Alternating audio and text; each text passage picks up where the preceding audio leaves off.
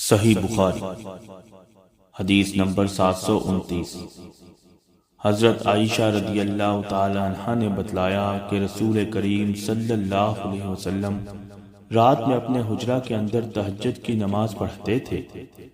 حجرہ کی دیواریں پست تھیں، اس لیے لوگوں نے نبی کریم صلی اللہ علیہ وسلم کو دیکھ لیا، اور کچھ لوگ آپ صلی اللہ علیہ وسلم کی اقتداء میں نماز کے لیے کھڑے ہو گئے۔